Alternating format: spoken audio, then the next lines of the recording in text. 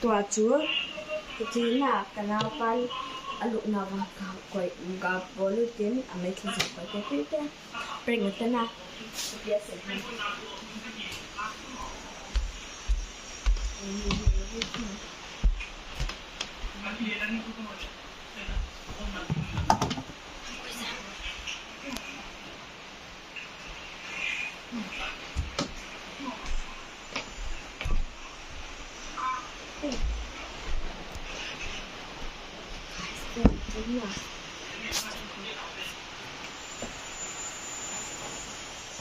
This is your hair.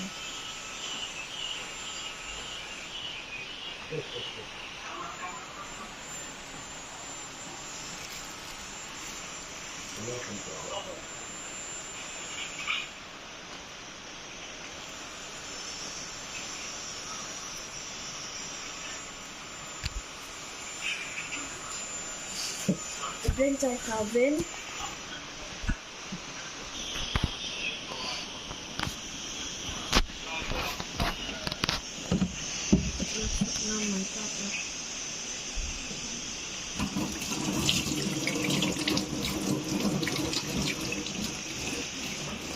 ngon không?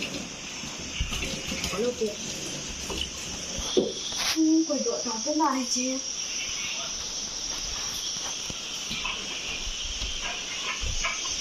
Không hết cậu tôi nhìn xem quay ở lại thiệt là rồi.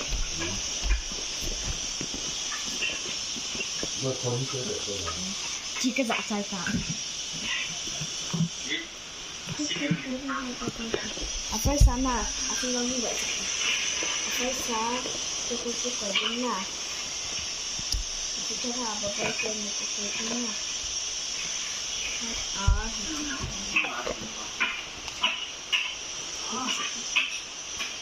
Cho cái sức phải trở lại ha.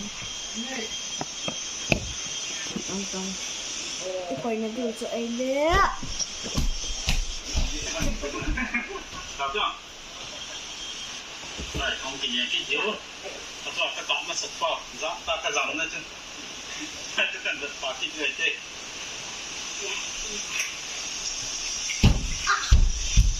Bye bye guys, see you next time.